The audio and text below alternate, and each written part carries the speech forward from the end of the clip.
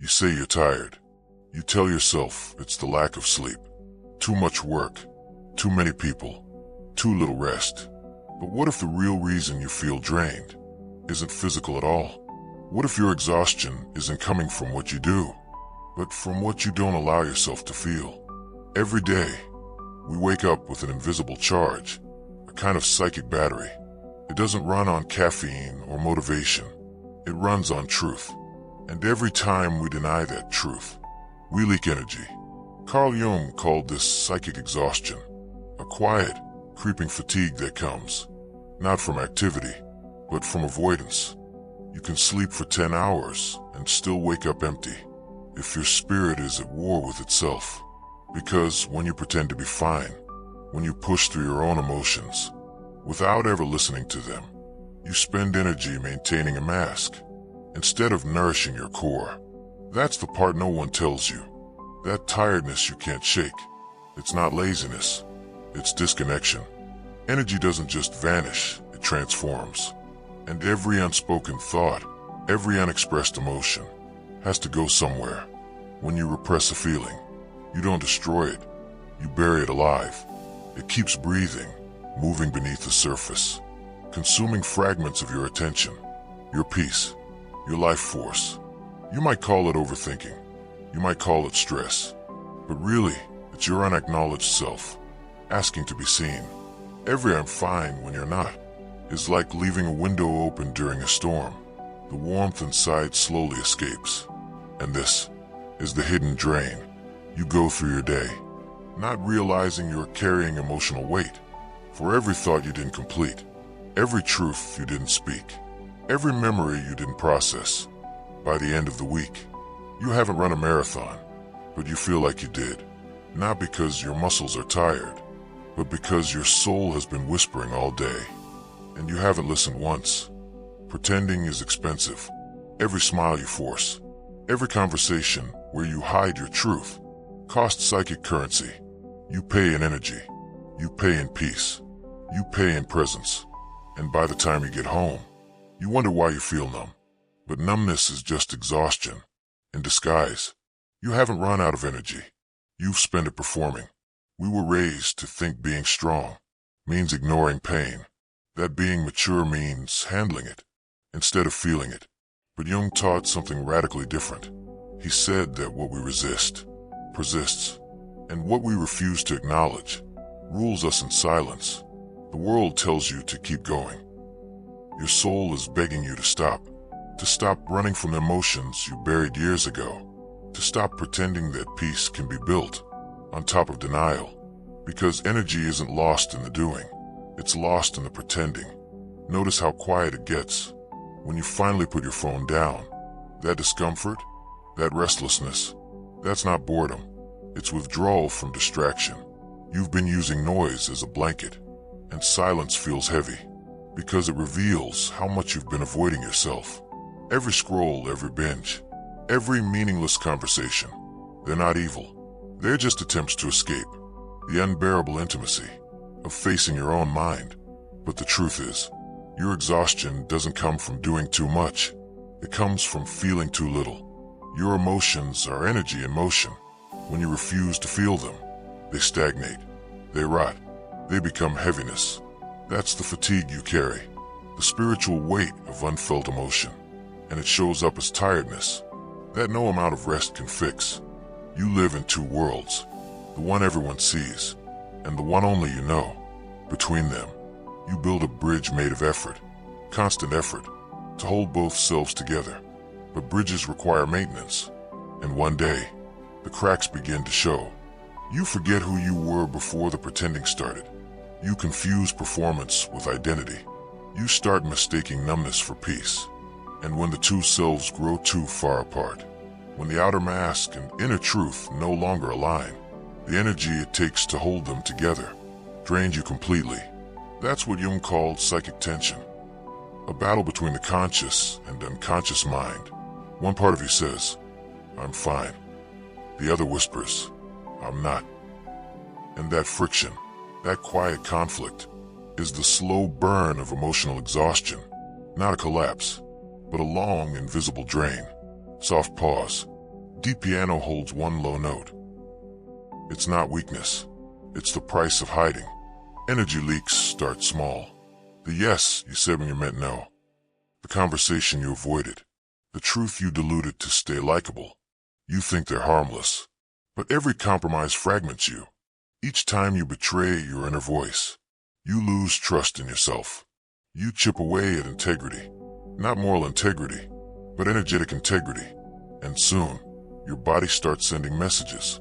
Fatigue, anxiety, restlessness, a sense that nothing satisfies you anymore. Those aren't problems. They're messengers. They're the body's way of saying something inside you needs to be heard. But we don't listen. We reach for coffee, for noise, for anything to drown the whisper. And so the leaks widen. We think burnout is caused by overwork. Too many hours, too much responsibility. But that's only half true. Because some people work endlessly and stay vibrant, while others, doing less, feel utterly depleted. The difference isn't the workload. It's the alignment. When you're doing something that feeds your soul, you generate energy. When you're doing something that contradicts it, you spend it. Like a leak in a boat you never repair. You can't stay energized. Doing what you secretly resent, you can't stay awake to a life that doesn't feel like yours. You're not tired because you're weak. You're tired because you're divided.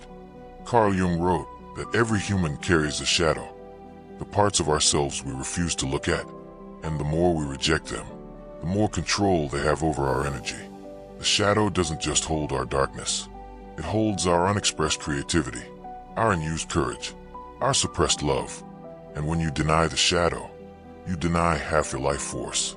No wonder you feel half alive. You are not tired from living. You are tired from hiding. Not because you've given too much, but because you've given it away to things that never gave back. You keep searching for rest, in sleep, in silence, in solitude. But rest will not come until you stop running from yourself. The exhaustion you feel, it's not the end of your energy. It's the signal of your return. A quiet reminder that somewhere inside you, there's a truth you've ignored for too long. And it's waiting, not to punish you, but to free you. Because when you begin to notice this tiredness, when you sit with it instead of escaping it, something subtle begins to move. It's not relief, not yet, but it's the beginning of honesty. And that honesty is where healing begins. The more you resist the truth, the more your soul resists you. You wake up, and before your mind even catches up to your body, you feel it. That quiet heaviness. Not sadness, not pain. Just a kind of dull emptiness. That doesn't have a name. You move through the morning the same way you always do. Shower, clothes, coffee, phone. You move on autopilot. Because it's easier than feeling. You've learned to function inside fatigue. To appear okay. To keep the rhythm going. To smile when you need to. And the world rewards you for that. It calls you resilient. It calls you reliable. But it doesn't see what it costs you. Because somewhere between surviving and performing, you stop noticing how much you've been suppressing. You tell yourself, I don't have time to break down. So you store emotions like files in a cabinet, hoping you'll process them later. But later never comes. The drawer fills, then overflows. And still, you keep adding more. Not because you want to, but because the world has convinced you that emotions are interruptions. You've mistaken composure for control, and silence for strength. But the truth is, suppression doesn't make emotions disappear. It makes them grow roots. They settle deep inside the psyche, feeding on your attention, reshaping the way you see the world. You think you're fine, but your body knows you're not. That ache in your chest, the tightness in your throat, the endless fatigue. These are not random. They are the echoes of what you never said, never cried, never allowed to be real. Carl Jung believed that every emotion is a messenger from the unconscious. When you refuse to feel something, you're not escaping it. You're burying it alive within you. And what is buried doesn't die. It waits. It waits for silence, for stillness, for any gap in your distractions, to rise again. That's why you feel the heaviest. When everything finally goes quiet, it's not that peace is missing. It's that you've built a wall so thick That peace can't reach you. You've been surviving behind that wall for so long. You forgot what presence feels like. You see, emotional suppression is not a single act. It's a way of living. It starts small. You avoid a difficult conversation. You dismiss your own discomfort. You smile instead of saying, "That hurt." You think you're saving energy. You think you're keeping the peace. But what you're really doing is teaching your soul that its truth doesn't matter. And when your inner voice learns it's not safe to speak, it stops trying. That silence, that's what fatigue really is. Not just tired muscles, but a silenced inner world. The energy you've lost is the energy you used to spend being real. Sometimes it's not even dramatic. It's the small ways you disappear. The times you say yes when you mean no. The times you agree just to avoid conflict. The times you hold back what you feel because you don't want to seem too emotional. Those moments don't pass. They collect. They live inside you, turning into tension that never leaves. And with time, you stop noticing the difference between genuine calm and emotional numbness. You call it maturity. You call it growth. But maybe it's just exhaustion wearing a mask. Because emotional numbness isn't healing. It's the body's last attempt to keep you functioning when you've ignored every other signal. Think about how much energy it takes to pretend all the time, to hold yourself together when you're unraveling inside, to make your voice sound okay when it wants to shake, to smile on command, to say it's fine when it's clearly not. That's not strength. That's self-abandonment rehearsed into habit.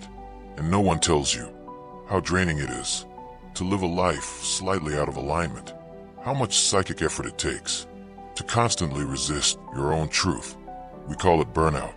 But what if it's really just too much pretending for too long? You can only silence your emotions for so long before they begin to express themselves through the body. Chronic tension, unexplained fatigue, anxiety that feels like static in your chest. The body keeps score of everything the mind refuses to feel. It becomes the stage where all the suppressed energy performs. That's why rest doesn't always work, because it's not physical rest you need. It's emotional release. No amount of sleep can heal what self-denial keeps open. And it's strange, isn't it? How we've built lives around efficiency, productivity, appearance. But we've forgotten how to be. We've become experts at maintaining the illusion of stability, but novices at understanding our own pain. You say, "I don't have time to feel." But feeling is not a task. It's your operating system. When you suppress emotions, you disconnect from intuition, from joy, from creativity, because those energies come from the same source you've been blocking off. You can't selectively numb emotions. When you shut down pain, you shut down aliveness. And slowly, you stop recognizing yourself in the mirror. That's the quiet tragedy of suppression. It doesn't kill you. It erases you. One small compromise at a time. You become the version of you that can survive in the world, but not the one that can feel it. You keep functioning because that's what you've been taught to do. You meet deadlines. You smile in photos. You keep showing up. But deep down, you know something's missing, something vital, something you can't quite name. That's not depression. That's disconnection. Your soul doesn't want escape. It wants integration. It wants you to stop dividing yourself into acceptable and unacceptable parts. Carl Jung said that we don't become enlightened by imagining figures of light, but by making the darkness conscious. That's the real work, not chasing positivity, but understanding pain. Because what you don't understand will quietly control you. It will leak energy through your relationships, your habits, your thoughts. You'll wake up drained because half your energy is being spent managing the emotions you refuse to face. That's the hidden economy of the psyche. Every unprocessed feeling charges you interest, and every bit of honesty pays it back. The paradox is this. The moment you stop running from your pain, you begin to recover energy. Not because the pain disappears, but because resistance does. Resistance is what drains you. The constant effort to hold the floodgates closed. But once you allow the flood to come, you realize it's not destruction, it's cleansing. The tears you were taught to suppress carry renewal. The sadness you tried to silence holds wisdom. The anger you were told to fear contains power. Your emotions are not enemies. They're allies with difficult messages, and listening to them is how you return to wholeness. You don't need to analyze every feeling. You just need to feel it. Let it move through you, instead of holding it hostage. The moment you stop labeling emotions as bad, they stop being so heavy, because the real weight comes from judgment, not from the feeling itself. And as you slowly learn to sit with what's uncomfortable, something soft begins to open inside you. You realize you don't need to be fixed. You just need to be felt. Suppression is learned, but so is awareness. And awareness doesn't demand perfection. It asks for presence. To pause for a few seconds and ask yourself, what am I really feeling right now? Not what you should feel, not what looks good to feel, but what's actually there. Because every time you answer that question honestly, you reclaim energy. You reclaim the parts of you that were buried under years of pretending.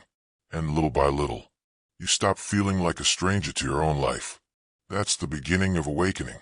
Not dramatic, not loud, just honest. You don't suddenly become whole. You start recognizing how much of you was already there, just waiting for permission to exist. The truth doesn't drain you. The truth returns you. And as you sit in that quiet realization, you may notice something shift, not outside you, but within. A small space opens, like the first inhale after being underwater too long. And in that breath, you realize the fatigue was never the enemy. It was the guide. The body remembers every truth you've swallowed, but it also remembers every truth you've reclaimed. That's how healing begins, not through effort, but through honesty. And somewhere between exhaustion and awareness, a door opens. It's quiet, it's fragile, but it's the start of coming home to yourself. The moment you begin to reclaim your energy, the world doesn't change first, you do. Your senses sharpen. You notice small details again. How the light moves across your wall. How your breath finds rhythm without instruction. It's subtle, almost fragile, like remembering the sound of your own name after years of silence. You start realizing that the exhaustion you carried wasn't a sign of weakness. It was the body's protest against living in fragments. And now, piece by piece, you are coming back. Carl Jung called this process individuation, the slow, courageous merging of the parts you disowned with the ones you kept. It isn't self-improvement, it's self-return, and it begins quietly with honesty. When you stop pretending, the first thing that rises is pain. Not new pain, old pain that finally feels safe enough to surface. You may feel it as emptiness, confusion, or even guilt for resting, but stay with it, because beneath that discomfort lies the reservoir of life you've been protecting all along. You see, fatigue isn't always depletion. It can be defense, a way the psyche shields itself from a pace that violates its rhythm. In Jung's language, the soul withdraws energy from the outer world when it's been too long ignored. That withdrawal feels like burnout, but beneath it, renewal is preparing. Visual, waves rolling in slow motion. Piano holds a gentle, repetitive pattern. The modern world doesn't teach this. It teaches recovery as productivity. Sleep so you can work again. Rest so you can resume output. But your soul doesn't rest to return to work. It rests to return to meaning. Meaning is what realigns psychic energy. And meaning is found not in grand answers, but in reconnection. With art, with silence, with genuine conversation, with anything that reminds you you're human. The tiredness begins to ease when your actions align with your truth.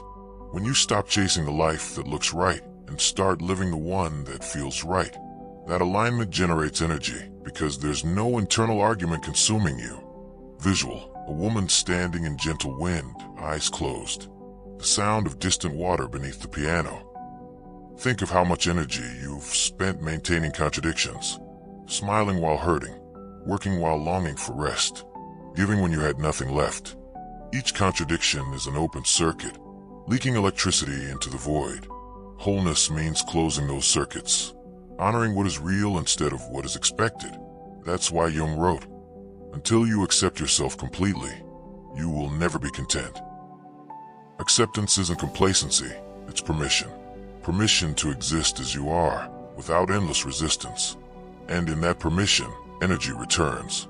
You begin to notice what nourishes you: quiet mornings, honest friends, solitude that isn't loneliness. The same world looks different because you're meeting it from within, not performing for it from without. This doesn't mean the fatigue vanishes overnight. It means you stop fearing it. Tiredness becomes a message you listen to, not a symptom you fight.